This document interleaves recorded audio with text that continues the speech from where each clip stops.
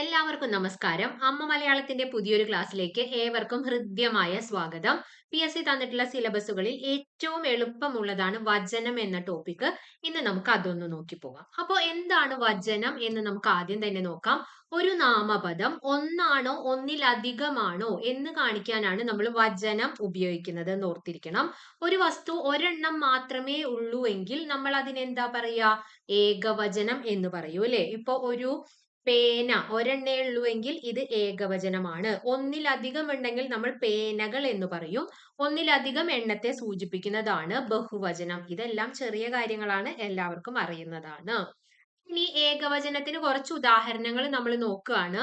പേന, പുസ്തകം, Manjadikuru, chalk pencil ഒക്കെ നൊസ്റ്റാൾജിക് ആണ് അല്ലെ? മഞ്ചാടിക്കുരു, ചോക്ക് പെൻസിലൊക്കെ. അപ്പൊ ഇതെല്ലാം ഏകവചനത്തിന് ഉദാഹരണമാണ്. ഇനി ഇതിന്റെ തന്നെ ബഹുവചനങ്ങൾ നമുക്കൊന്ന് നോക്കാം. പേനകൾ, പുസ്തകങ്ങൾ, മഞ്ചാടിക്കുരുക്കൾ, ചോക്ക് പെൻസിലുകൾ എന്നിവയെല്ലാം ബഹുവചനത്തിന് ഉദാഹരണമാണ് എന്നോർക്കണം. ഒന്ന് നോക്കൂ. അർ, കൾ, മാർ ഇവയാണ് ബഹുവചന പ്രത്യയങ്ങൾ എന്ന് ഓർത്തു വെക്കണം കേട്ടോ. ബഹുവചനം മഞ്ചാടിക്കുരുക്കൾ, അമ്മമാർ, അത്തരം രീതിയിൽ അർ, കൾ, മാർ ഇവയാണ് ബഹുവചന പ്രത്യയങ്ങൾ എന്ന് ഓർത്തു വെക്കണം. PSC നമ്മളോട് ഒരു തവണ ചോദിച്ചിട്ടുണ്ട്. നോക്കൂ, അർ, മാർ, കള്ളാണ് ബഹുവചന പ്രത്യയങ്ങൾ. ഇനി ഇത് ചേർന്ന് വരുന്ന വാക്കുകളാണ് അധ്യാപകർ, അമ്മമാർ, കുട്ടികൾ. കണ്ടോ, ഇതൊക്കെ ചേർന്ന് വരുമ്പോ ഒരു നാമം എന്തായി മാറും? അതിന്റെ ബഹുവചന രൂപത്തിലായി മാറും എന്നോർത്ത് വെക്കുക. ഇനി ബഹുവചനത്തെ നമ്മൾ എത്രയായി തരംതിരിച്ചിരിക്കുന്നു എന്ന് ചോദിക്കുകയാണെങ്കിൽ അത് മൂന്നായിട്ടാണ് നമ്മൾ തരംതിരിച്ചിരിക്കുന്നത്. ബഹുവചനത്തെ നമ്മൾ മൂന്നായിട്ടാണ് തരംതിരിച്ചിരിക്കുന്നത്. സലിംഗ ബഹുവചനം, അലിംഗ ബഹുവചനം, പൂജക ബഹുവചനം. ഒരു വാക്ക് തന്നിട്ട് അത് ഇതിൽ മൂന്നിൽ ഏതിൽ പെടുന്നു എന്നതാണ് സാധാരണ PSC ചോദിക്കാറുള്ളത്. കുട്ടികൾക്ക് കിട്ടാറുണ്ട്. ഒരു പോയിന്റിൽ മാത്രം ചിലർ തെറ്റിക്കുന്നതായി കണ്ടിട്ടുണ്ട്. അത് പറഞ്ഞുതരാം. അപ്പൊ നമുക്ക് ആദ്യത്തെ തിരിവ് നോക്കാം. ആദ്യത്തേത് നമ്മൾ പറഞ്ഞു സലിംഗ ബഹുവചനമാണ് എന്ന് പറഞ്ഞു. ഈ സലിംഗ ബഹുവചനമാണെങ്കിൽ അതിനു മുമ്പ് ഒന്ന് ചോദിക്കട്ടെ, നമ്മുടെ സമൂഹത്തിൽ എത്ര ജെൻഡേഴ്സ് ഉണ്ടെന്ന് നമുക്കറിയാം. മെയിൽ ഉണ്ട്, ഫീമെയിൽ ഉണ്ട്, അത് കൂടാതെ ട്രാൻസ് ഉണ്ട് അല്ലെ? നപുംസകങ്ങൾ ഉണ്ട്. അതായത് പുല്ലിംഗം, സ്ത്രീലിംഗം, നപുംസകലിംഗം, അങ്ങനെ 3 രീതിയിലുള്ള ലിംഗങ്ങളാണ് നമ്മുടെ ഈ സമൂഹത്തിലുള്ളത്. അതുപോലെ തന്നെ ഇതിലേതെങ്കിലും ഒന്നിനെ, അതായത് പുല്ലിംഗമോ സ്ത്രീലിംഗമോ നപുംസകമോ ഇവയിൽ ഏതെങ്കിലും ഒന്നിന്റെ ബഹുത്വം വന്നാൽ അതൊക്കെ എന്തിൽ പെടും? സലിംഗ ബഹുവചനത്തിൽ പെടും എന്നോർത്ത് വെക്കുക. തിയറി പറയുമ്പോൾ ചിലപ്പോൾ കുറച്ച് ബുദ്ധിമുട്ടുണ്ടാവും. നമുക്ക് ഒന്ന് രണ്ട് എക്സാമ്പിൾ നോക്കുമ്പോൾ പെട്ടെന്ന് തന്നെ ക്ലിയർ ആവും. ഒന്ന് നോക്കിയേ. പുല്ലിംഗത്തിൽ പെട്ടത് നമുക്ക് പറയാലോ, പുരുഷന്മാർ. നമ്മൾ പറയാണ് പുരുഷന്മാർ എന്ന് പറയുമ്പോൾ നമുക്ക് ജെൻഡർ ഐഡന്റിഫൈ ചെയ്യാൻ പറ്റുന്നുണ്ട്. അതുപോലെ തന്നെയാണ് സ്ത്രീകൾ എന്ന് പറയുമ്പോഴും നമുക്ക് ജെൻഡർ ഐഡന്റിഫൈ ചെയ്യാൻ പറ്റുന്നുണ്ട്. അടുത്തത് ഞാൻ പറയുന്നത് വാഹനങ്ങൾ എന്നൊരു വാക്കാണ്. വാഹനങ്ങൾ. ഈ വാഹനങ്ങൾ എന്നത് എന്തായാലും പുല്ലിംഗമല്ല, സ്ത്രീലിംഗമല്ല എന്ന് നമുക്കറിയാം. അപ്പൊ ഇത് ഏതാണ്? അത് നപുംസകലിംഗമാണ് അല്ലെ? നപുംസകലിംഗമാണ്. ഇവ മൂന്നും ഏതിൽ പെടുന്നു എന്ന് ചോദിച്ചാൽ അത് സലിംഗ ബഹുവചനമാണ് എന്നോർക്കണം. അതായത് ഒരു വാക്ക് കേൾക്കുമ്പോൾ നമുക്ക് അതിന്റെ ജെൻഡർ ഐഡന്റിഫൈ ചെയ്യാൻ പറ്റുകയാണെങ്കിൽ, ആണാണോ പെണ്ണാണോ അല്ലെങ്കിൽ നപുംസകമാണോ എന്ന് നമുക്ക് തിരിച്ചറിയാൻ സാധിക്കുമെങ്കിൽ അതെല്ലാം എന്തിൽ പെടും എന്നോർക്കണം? സലിംഗ ബഹുവചനത്തിൽ പെടും എന്നോർക്കണം. ഇനി സ്ത്രീലിംഗമാണോ പുല്ലിംഗമാണോ എന്ന് നമുക്ക് തിരിച്ചറിയാൻ സാധിക്കുന്നില്ലെങ്കിൽ, ഇപ്പൊ നോക്കൂ, ഞാൻ പറയുകയാണ് ജനങ്ങൾ എന്നൊരു വാക്ക് ഞാൻ പറയാണ്. ജനങ്ങൾ എന്ന് പറയുമ്പോൾ തന്നെ നമുക്കറിയാം അതിൽ സ്ത്രീകളും പുരുഷന്മാരും അടങ്ങിയിട്ടുണ്ട് എന്ന് നമുക്കറിയാം അല്ലെ? അങ്ങനെ സ്ത്രീകളും പുരുഷന്മാരും അടങ്ങിയിട്ടുള്ള ഒരു ഗ്രൂപ്പ് പോലെ വരികയാണെങ്കിൽ അതാണ് അലിംഗ ബഹുവചനം. അതായത് ഒരു വാക്ക് കേൾക്കുമ്പോൾ നമുക്ക് ആണോ പെണ്ണോ എന്ന് തിരിച്ചറിയാൻ സാധിക്കുന്നില്ലെങ്കിൽ, അല്ലെങ്കിൽ അവരൊന്നിച്ചുള്ള ഒരു ഗ്രൂപ്പ് ആണെങ്കിൽ അതെല്ലാം എന്തിൽ പെടും എന്നോർക്കണം? അലിംഗ ബഹുവചനത്തിൽ പെടും എന്നോർക്കണം.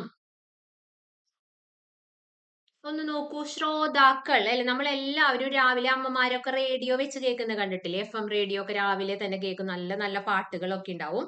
ഒരുപാട് പഴയകാല ഗാനങ്ങളൊക്കെ ഉണ്ടാവും. അപ്പൊ ഈ റേഡിയോ ഒക്കെ കേൾക്കുന്നവരെ നമ്മൾ പറയുന്ന പേര് ശ്രോതാക്കൾ എന്നാണ്. നമ്മുടെ അച്ഛന്മാരും അമ്മമാരും എല്ലാവരും കേൾക്കും അല്ലെ? അപ്പൊ അതൊരു ഗ്രൂപ്പാണ്. സ്ത്രീയും പുരുഷനും ഉള്ള ഒരു ഗ്രൂപ്പാണ് ശ്രോതാക്കൾ എന്നത്. അതുകൊണ്ട് ഇത് എന്തിൽ പെടുന്നാണ്? നമ്മൾ ഇപ്പൊ തന്നെ പറഞ്ഞത് ആണും പെണ്ണുമുള്ള ഗ്രൂപ്പാണെങ്കിൽ ജെൻഡർ ഐഡന്റിഫൈ ചെയ്യാൻ പറ്റാത്തത് കൊണ്ട് അത് അലിംഗ ബഹുവചനമാണ് എന്നോർക്കണം. പോയിന്റ് കത്തിന്ന് വിചാരിക്കുന്നു. അടുത്തത് അധ്യാപകർ എന്നാണ് പറഞ്ഞത്. അധ്യാപകർ എന്ന് പറഞ്ഞാൽ ആരൊക്കെ ഉണ്ടാവും? അധ്യാപകന്മാർ, അതായത് നമ്മുടെ മാഷന്മാരും അധ്യാപകന്മാരും അധ്യാപികമാരും, അതായത് നമ്മുടെ ടീച്ചേഴ്സ്, ഒന്നിച്ചുള്ള ഒരു ഗ്രൂപ്പിനെയാണ് നമ്മൾ അധ്യാപകർ എന്നതുകൊണ്ട് ഉദ്ദേശിക്കുന്നത്. ഇവര് രണ്ടുപേരുമുള്ള ഗ്രൂപ്പ് ആയതുകൊണ്ട് ഇതും എന്തിൽ തന്നെയാണ് പെടുക? അലിംഗ ബഹുവചനത്തിലാണ് പെടുക. അടുത്തത് മിടുക്കർ എന്ന പദമാണ് നമ്മൾ ഉപയോഗിച്ചത്. മിടുക്കർ എന്ന് പറയുമ്പോൾ അതിൽ ആരൊക്കെ ഉണ്ടാവും? ആൺകുട്ടികളും ഉണ്ടാവും, പെൺകുട്ടികളും ഉണ്ടാവും. സോറി, മിടുക്കരാണെങ്കിൽ നമ്മൾ എന്താ പറയാ? മിടുക്കന്മാർ. ക്ലാസ്സിലെ മിടുക്കന്മാരും മിടുക്കികളും, മിടുക്കികൾ, ഇവര് ഒന്നിച്ചുള്ള ഗ്രൂപ്പാണ് എന്ത്? ഈ മിടുക്കർ എന്നുള്ളത്. അതുകൊണ്ട് അതെന്താണ്? ഒന്നിച്ചുള്ള ഗ്രൂപ്പ് വന്നാൽ നമുക്കറിയാം അത് അലിംഗ ബഹുവചനമാണ്. ക്ലിയർ ആണോ? ഇപ്പൊ പോയിന്റ് കത്തിന്ന് വിചാരിക്കുന്നു. ഇനി നമുക്ക് കുറച്ചും കൂടെ ഒരു സെഷനും കൂടെ പഠിക്കാനുണ്ട്. അതിനുശേഷം ക്വസ്റ്റ്യൻസ് വർക്ക്ഔട്ട് ചെയ്യാം കേട്ടോ. അപ്പൊ പെട്ടെന്ന് മനസ്സിലാവും. അടുത്തത് പൂജക ബഹുവചനമാണ്. പൂജക ബഹുവചനം എന്ന് പറഞ്ഞിട്ടുണ്ടെങ്കിൽ ഒരു വ്യക്തിയെ ഉണ്ടാവുള്ളൂ. അതായത് നമ്മൾ പറയുന്നത് ഏകവചനമാണ്. പക്ഷെ അദ്ദേഹത്തിനോടോ അല്ലെങ്കിൽ അദ്ദേഹം വഹിക്കുന്ന സ്ഥാനത്തിനോടുള്ള ബഹുമാനം കൊണ്ട് നമ്മൾ ബഹുവചന രൂപത്തിൽ സംബോധന ചെയ്യാണ് ചെയ്യുന്നത്. ക്ലിയർ ആയോ? ഒരു വ്യക്തിയെ അദ്ദേഹത്തിനോടുള്ള ബഹുമാനം കൊണ്ടോ അല്ലെങ്കിൽ അദ്ദേഹത്തിന്റെ സ്ഥാനത്തിനോടുള്ള ബഹുമാനം കൊണ്ടോ നമ്മൾ പേര് കൂട്ടി വിളിക്കുമ്പോൾ അതൊക്കെ പൂജക ബഹുവചനത്തിൽ പെടും. ഒന്ന് നോക്കൂ.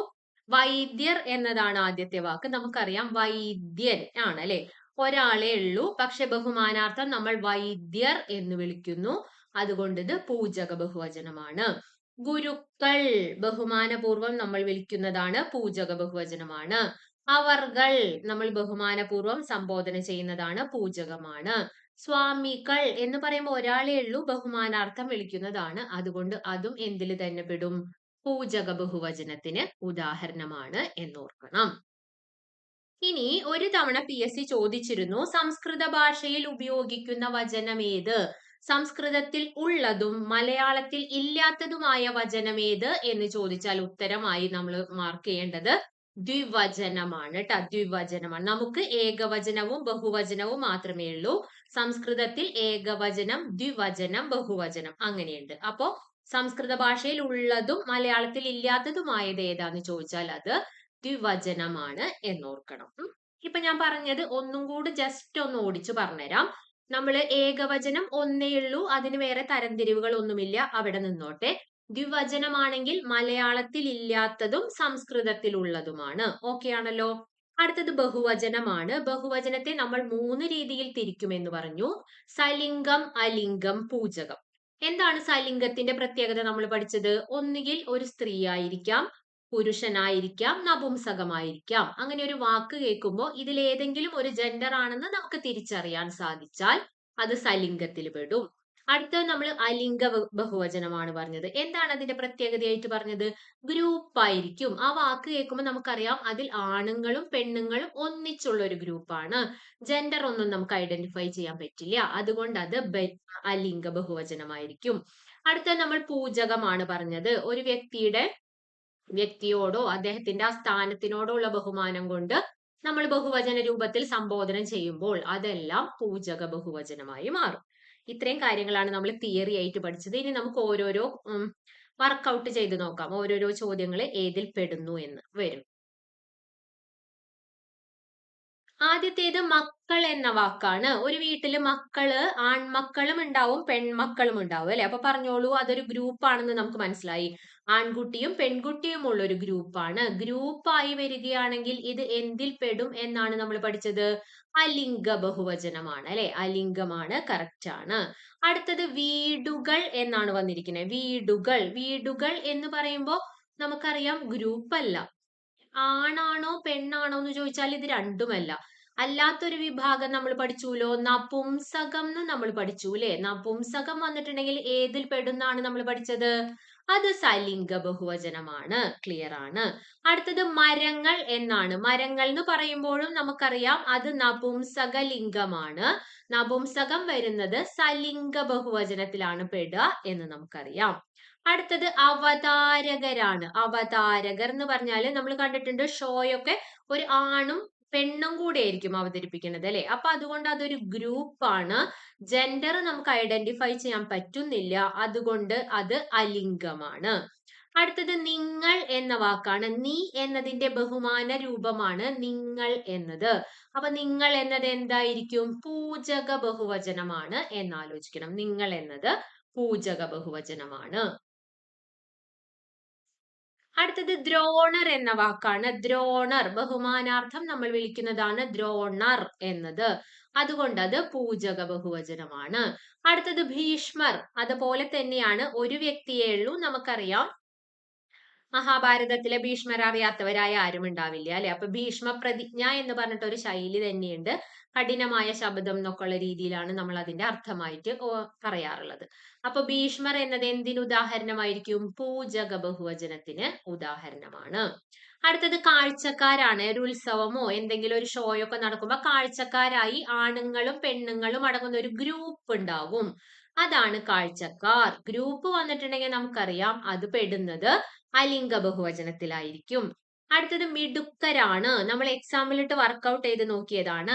മിടുക്കനും മിടുക്കിയുമുണ്ട്. ഒന്നിച്ചുള്ള ഒരു ഗ്രൂപ്പാണ്. ഒന്നിച്ചൊരു ഗ്രൂപ്പ് വന്നാൽ നമുക്കറിയാം അത് അലിംഗമാണ്.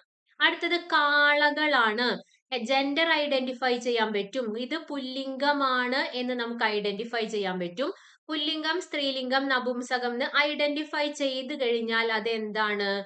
സലിംഗ ബഹുവചനമാണ്. ക്ലിയർ ആണല്ലോ? ശരി, കുറച്ചുകൂടെ നമുക്ക് ചെയ്യാം. ഇനി കുറച്ച് ക്വസ്റ്റ്യൻസ് ആണ് PSC ചോദിച്ചിട്ടുള്ളതും മാതൃകാ ചോദ്യങ്ങളുമായി കുറച്ചെണ്ണം കൊണ്ടുവന്നിട്ടുണ്ട്. ഒന്നാമത്തേത് കൂട്ടത്തിൽ പെടാത്തതേത് എന്നാണ്. മലകൾ, വാഹനങ്ങൾ, പുഴകൾ, പൂങ്കോഴികൾ. ഓരോന്നും നമുക്ക് വർക്ക്ഔട്ട് ചെയ്യാം. എന്നിട്ട് ഏതാണ് പെടാത്തത് എന്ന് നോക്കാം. മലകൾ എന്ന് പറയുമ്പോൾ ഇവിടെയാണ് കുട്ടികൾക്ക് തെറ്റ് വരാറുള്ളത്. മലകൾ എന്ന് പറയുമ്പോൾ കുട്ടികൾ വിചാരിക്കും അതിന് ലിംഗമില്ലല്ലോ, അപ്പൊ അലിംഗമല്ലേ ചിന്തിക്കും. അങ്ങനെ ചിന്തിക്കേ ചെയ്യരുത്. മലകൾ എന്ന് പറയുമ്പോൾ നമുക്കറിയാം സ്ത്രീയല്ല, പുരുഷനല്ല, പക്ഷേ നപുംസകമാണ്.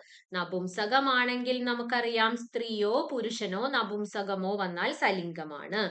അടുത്തത് വാഹനങ്ങളാണ്. വാഹനങ്ങൾ നമുക്കറിയാം നപുംസകമാണ്, സലിംഗമാണ്. പുഴകൾ നമുക്കറിയാം നപുംസകമാണ്, സലിംഗമാണ്. പൂങ്കോഴി, പൂങ്കോഴി എന്ന് പറഞ്ഞാൽ തലയിൽ പൂവുള്ള കൊക്കരക്കോ എന്ന് വിളിക്കുന്ന കോഴി ഞങ്ങൾ ചാത്തൻ കോഴി എന്നൊക്കെ പറയും. അപ്പൊ പൂങ്കോഴികൾ എന്ന് കേൾക്കുമ്പോൾ നമുക്ക് ജെൻഡർ ഐഡന്റിഫൈ ചെയ്യാൻ പറ്റും. അത് പുല്ലിംഗമാണ് എന്ന് നമുക്ക് മനസ്സിലാവും അല്ലെ. പുല്ലിംഗമാണ്. അങ്ങനെ ജെൻഡർ ഐഡന്റിഫൈ ചെയ്താൽ അത് സലിംഗത്തിൽ പെടും. അപ്പൊ ഇതിൽ കൂട്ടത്തിൽ പെടാത്തത് ഏത് എന്ന് ചോദിച്ചാൽ നമുക്ക് എന്ത് പറയാൻ പറ്റും? എന്ത് പറയാൻ പറ്റും? ഇതെല്ലാം സലിംഗമാണെങ്കിലും ഇത് പൂങ്കോഴികൾ എന്നുള്ളതാണ് നമുക്ക് എന്ത് പുല്ലിംഗത്തിൽ പെടുന്നത്. അതുകൊണ്ട് കൂട്ടത്തിൽ പെടാത്തത് ഏതെന്ന് ചോദിച്ചാല് ഇത് നമ്മൾ മാർക്ക് ചെയ്യണം കേട്ടോ. ക്ലിയർ ആയി എന്ന് വിചാരിക്കുന്നു. ഇത് മൂന്നും നപുംസകമാണ്, ഇത് മാത്രമാണ് പുല്ലിംഗം. വചനം നോക്കുകയാണെങ്കിൽ എല്ലാം സലിംഗ ബഹുവചനമാണ്. അടുത്തത് കൂട്ടത്തിൽ പെടാത്തത് ഏത് എന്നതാണ് ചോദ്യം. തങ്ങൾ, പെങ്ങൾ, വാര്യർമാരാർ. തങ്ങൾ എന്ന് പറഞ്ഞാല് നമ്മളുടെ പള്ളിയിലൊക്കെ ഉണ്ടാവുന്ന അല്ലെ, അദ്ദേഹത്തെ ബഹുമാനാർത്ഥം നമ്മൾ തങ്ങൾ എന്ന് വിളിക്കുന്നതാണ്. അത് പൂജകമാണ്, കറക്റ്റ് ആണ്. പെങ്ങൾ എന്ന് പറഞ്ഞിട്ടുണ്ടെങ്കിൽ നമ്മുടെ സഹോദരിയാണ് അല്ലെ. പെങ്ങൾ എന്ന് ഉദ്ദേശിച്ച പെങ്ങളെ നമ്മൾ ബഹുമാനത്തിലാണോ പെങ്ങൾ എന്ന് വിളിക്കുന്നത്? അല്ല, ഇതൊരു ഏകവചനമാണ്. ഒരാളേ ഉള്ളൂ, നമ്മൾ പെങ്ങൾ എന്ന് വിളിക്കുന്നു. അടുത്തത് വാര്യരാണ്. വാര്യർ എന്നത് എന്താണ്? പൂജക ബഹുവചനമാണ്. അടുത്തത് മാരാർ എന്ന പദം എന്താണെന്ന് ചോദിച്ചാൽ അതും പൂജക ബഹുവചനമാണ്. അപ്പൊ ഇതിൽ കൂട്ടത്തിൽ പെടാത്തത് ഏതാണെന്ന് ചോദിച്ചാല് പെങ്ങളാണ്, ഏകവചനമാണ് എന്നാലോചിക്കണം. അടുത്തത് കൂട്ടത്തിൽ പെടാത്തത് ഏത് എന്ന് ചോദിച്ചിട്ടുണ്ട്. വനിതകൾ, കവികൾ, പൂങ്കോഴികൾ, അധ്യാപകർ. നമുക്ക് നോക്കാം. എന്താ വനിതകൾ എന്ന് പറഞ്ഞാല്? വനിതകൾ എന്ന് കേൾക്കുമ്പോൾ നമുക്ക് ജെൻഡർ ഐഡന്റിഫൈ ചെയ്യാൻ പറ്റുന്നുണ്ട്. സ്ത്രീലിംഗമാണ്. ജെൻഡർ ഐഡന്റിഫൈ ചെയ്യാൻ പറ്റിയാല് സ്ത്രീലിംഗം എന്ന് നമുക്ക് ഐഡന്റിഫൈ ചെയ്യാൻ പറ്റുന്നുണ്ട്. അതുകൊണ്ട് അത് സലിംഗമാണ്. കവികൾ എന്നാണ് പറയുന്നത്. കവികൾ കവിയുടെ എതിർലിംഗം നമുക്ക് വേറെ ഉണ്ട്, കവയിത്രി ഉണ്ട്. PSC സ്ഥിരം ചോദിക്കുന്നതാണ് കവയിത്രി. കവയാണ് കേട്ടോ. കവ ഇപ്പൊ അടുപ്പിച്ച് 4 or 5 തവണ ചോദിച്ചു കഴിഞ്ഞു. കവികൾ എന്നുള്ളത് നമുക്കറിയാം പുരുഷന്മാർ മാത്രമാണ്, അതുകൊണ്ട് അത് സലിംഗമാണ്. പൂങ്കോഴികൾ എന്ന് പറഞ്ഞാൽ നമുക്കറിയാം ഇങ്ങനെ മെയിലാണെന്ന് നമുക്കറിയാം, അതുകൊണ്ട് അത് സലിംഗമാണ്. ഇനി അധ്യാപകർ എന്ന് പറഞ്ഞാലോ നമുക്കറിയാം മാഷന്മാരും ടീച്ചർമാരും ഉള്ള ഒരു ഗ്രൂപ്പാണ്. അങ്ങനെ ഗ്രൂപ്പ് ആയതുകൊണ്ട് ഇത് അലിംഗമാണ്. അപ്പൊ ഏതാ കൂട്ടത്തിൽ പെടാത്തതെന്ന് ചോദിച്ചാൽ നമ്മൾ പറയും അധ്യാപകർ എന്നതാണ് കൂട്ടത്തിൽ പെടാത്തത്. അടുത്ത ചോദ്യം, കൂട്ടത്തിൽ പെടാത്തത് ഏത്? ഭട്ടർ, മാരാർ, സ്വാമികൾ, നദികൾ. നമുക്ക് നോക്കാം. ഭട്ടർ എന്നത് പൂജക ബഹുവചനമാണ്. മാരാർ നമുക്കറിയാം പൂജക ബഹുവചനമാണ്. സ്വാമികൾ പൂജക ബഹുവചനമാണ്. നദികൾ എന്താണ്? നദികൾ എന്ന് പറയുമ്പോൾ അത് ഏത് ജെൻഡർ ആണ്? നപുംസകമാണ് അല്ലെ, നപുംസകമാണ്. ജെൻഡർ ഐഡന്റിഫൈ ചെയ്യാൻ പറ്റുന്നത് കൊണ്ട് അത് സലിംഗമാണ്. അപ്പൊ ഏതാ കൂട്ടത്തിൽ പെടാത്തതെന്ന് ചോദിച്ചാൽ ഓപ്ഷൻ ഡി, നദികൾ എന്നതാണ്. അടുത്ത ചോദ്യം, ബഹുവചനം അല്ലാത്തതേത് എന്നാണ് കേട്ടോ. ബഹുവചനം അല്ലാത്തത് നോക്കാം. മക്കൾ എന്ന് പറയുമ്പോ എന്താണ്? ബഹുവചനമാണ് അല്ലെ, ആണും പെണ്ണും ഒന്നിലധികം ഉണ്ട്, അത് ബഹുവചനമാണ്. കുഞ്ഞുങ്ങൾ ബഹുവചനമാണ്. പെങ്ങൾ ബഹുവചനമാണോ? ഒരാളെ അല്ലേ നമ്മൾ പെങ്ങൾ എന്ന് പറയാ. ഒന്നിലധികം ഉണ്ടെങ്കിൽ പെങ്ങന്മാർ എന്നാണ് നമ്മൾ പറയാ, പെങ്ങന്മാർ. അപ്പൊ ഈ പെങ്ങൾ എന്നുള്ളത് ഏകവചനമാണ്. ബാക്കി ആണുങ്ങൾ, കുഞ്ഞുങ്ങൾ, മക്കൾ ഇതെല്ലാം ബഹുവചനമാണ്. കേരളീയർ ഏതു വിഭാഗത്തിൽ പെടുന്നു എന്നതാണ് ചോദ്യം. കേരളത്തിലെ ആണുങ്ങൾ മാത്രാണോ അതോ പെണ്ണുങ്ങൾ മാത്രാണോ? അല്ല, കേരളീയർ എന്ന് പറഞ്ഞാൽ ആണും പെണ്ണുമുള്ള ഒരു ഗ്രൂപ്പാണ്. ഗ്രൂപ്പായി വന്നിട്ടുണ്ടെങ്കിൽ നമുക്ക് ഓൾറെഡി അറിയാം അത് അലിംഗമാണ് എന്ന് നമുക്കറിയാം. ശരിയാണ്. അടുത്തത്, സംസ്കൃതത്തിൽ മാത്രം കാണപ്പെടുന്ന രൂപം ഏത്? നേരത്തെ ഞാൻ പറഞ്ഞിരുന്നില്ലേ, PSC ചോദിച്ചിരുന്നു. ഏകവചനം, ദ്വിവചനം, ബഹുവചനം ഇവയൊന്നുമല്ല. ഏതാ സംസ്കൃതത്തിൽ മാത്രം കാണപ്പെടുന്നത്? ദ്വിവചനമാണ്. ഇത് മലയാളത്തിൽ ഉണ്ടോ എന്ന് ചോദിച്ചാൽ നമുക്കറിയാം ഇല്ല. വീണ്ടും അടുത്ത ചോദ്യം, കൂട്ടത്തിൽ പെടാത്തതേത് എന്നാണ്. വാഹനങ്ങൾ, പിടക്കോഴികൾ, നദികൾ, മലയാളികൾ. വാഹനങ്ങൾ എന്ന് പറയും. ഇനി ഞാനിപ്പോ ഇവിടെ എഴുതുന്നില്ല, ഡയറക്റ്റ് ആൻസറേ പറയുന്നുള്ളൂ. എല്ലാവരും ഇപ്പൊ തന്നെ ഉത്തരം പറഞ്ഞിട്ടുണ്ടാവും. വാഹനം നപുംസകമാണ്, നപുംസകമായതുകൊണ്ട് സലിംഗമാണ്. പിടക്കോഴികൾ സ്ത്രീലിംഗം മാത്രമാണ്, അതുകൊണ്ട് അത് സലിംഗമാണ്. നദികൾ നപുംസകമാണ്, അതുകൊണ്ട് സലിംഗമാണ്. മലയാളികൾ ആണും പെണ്ണുമുള്ള ഒരു ഗ്രൂപ്പാണ്, അതുകൊണ്ട് ഇതെന്താണ്? അലിംഗമാണ്. അപ്പൊ ഏതാ കൂട്ടത്തിൽ പെടാത്തത്? മലയാളികൾ എന്നതാണ് കറക്റ്റ് ആണ്. അടുത്തത് കൂട്ടത്തിൽ പെടാത്തത് ഗുരുക്കൾ, സ്വാമികൾ, ന്യായാധിപർ, ശ്രോതാക്കൾ എന്നാണ് ചോദിച്ചിരിക്കുന്നത്. ഗുരുക്കൾ എന്ന് പറയുമ്പോൾ നമുക്കറിയാം പൂജകം. സ്വാമികൾ എന്ന് പറയുമ്പോൾ നമുക്കറിയാം പൂജകം. ന്യായാധിപർ എന്ന് പറയുമ്പോൾ പൂജകം. ശ്രോതാക്കൾ നമ്മൾ പറഞ്ഞു ആണും പെണ്ണുമുള്ള ഗ്രൂപ്പാണ്, അതുകൊണ്ട് അത് അലിംഗമാണ്. കൂട്ടത്തിൽ പെടാത്തത് ശ്രോതാക്കളാണ് എന്നോർക്കണം. അടുത്ത ചോദ്യം, ഇതിൽ കൂട്ടത്തിൽ പെടാത്തത് ഏത് എന്നാണ്. ആചാര്യർ എന്ന് പറയുമ്പോൾ നമുക്കറിയാലോ, ആചാര്യർ എന്ന് പറയുമ്പോൾ പൂജക ബഹുവചനമാണ്. ധൃതരാഷ്ട്രർ എന്ന് പറയുമ്പോൾ പൂജക ബഹുവചനമാണ്. ധൃതരാഷ്ട്രാലിംഗനം എന്ന് പറഞ്ഞിട്ടൊരു ശൈലിയുണ്ട്, ഉള്ളിൽ പകവെച്ചുള്ള സ്നേഹപ്രകടനത്തിനെയാണ് അങ്ങനെ പറയാ കേട്ടോ. ദ്രോണാചാര്യർ പൂജക ബഹുവചനമാണ്. അധ്യാപകർ മാഷന്മാരും ടീച്ചർമാരും ഉള്ള ഒരു ഗ്രൂപ്പാണ്, അതുകൊണ്ട് ഇത് അലിംഗ ബഹുവചനമാണ്. കൂട്ടത്തിൽ പെടാത്തത് അധ്യാപകരാണ്, ഓപ്ഷൻ ഡി ആണ്. ലാസ്റ്റ് ചോദ്യം, കൂട്ടത്തിൽ പെടാത്തത് ഏത്? രക്ഷിതാക്കൾ, ജനങ്ങൾ, മക്കൾ, മരങ്ങൾ. നമുക്ക് ഓരോന്ന് നോക്കാം. രക്ഷിതാവ് എന്ന് പറയുമ്പോൾ ആരൊക്കെയായിരിക്കും രക്ഷിതാക്കൾ? അച്ഛനും അമ്മയുമാണ് അല്ലെ. അപ്പൊ അതൊരു ഗ്രൂപ്പ് അല്ലേ, ഗ്രൂപ്പ് ആയോണ്ട് ഇത് എന്താണ്? അലിംഗമാണ്. ജനങ്ങൾ ആണും പെണ്ണുമുള്ള ഗ്രൂപ്പാണ്, അതുകൊണ്ട് അലിംഗമാണ്. മക്കൾ ആൺമക്കളും പെൺമക്കളും ഉണ്ട്, അതുകൊണ്ട് അലിംഗമാണ്. മരങ്ങൾ ആണല്ല പെണ്ണല്ല നപുംസകമാണ്. നപുംസകമായതുകൊണ്ട് തന്നെ ഇതെന്താണ്? സലിംഗത്തിലാണ് പെടുക. അപ്പൊ ആരാ കൂട്ടത്തിൽ പെടാത്തതെന്ന് ചോദിച്ചാൽ നമ്മൾ പറയണം മരങ്ങളാണ്. അപ്പൊ ഈ വചനം ഒരു സിമ്പിൾ ടോപ്പിക് ആണ്. ഒന്ന് മനസ്സ് വെച്ചിട്ടുണ്ടെങ്കിൽ നമുക്ക് ആ 1 മാർക്ക് ഈസി ആയിട്ട് വാങ്ങിക്കാവുന്നതേ ഉള്ളൂ. എല്ലാവർക്കും മനസ്സിലായിട്ടുണ്ടെന്ന് വിചാരിക്കുന്നു. ക്വസ്റ്റ്യൻ പേപ്പറിലൊക്കെ കാണും, ഇനി എടുത്ത് വർക്ക്ഔട്ട് ചെയ്ത് നോക്കാം. Thank you dears. നമുക്ക് മറ്റൊരു ക്ലാസ്സിൽ കാണാം.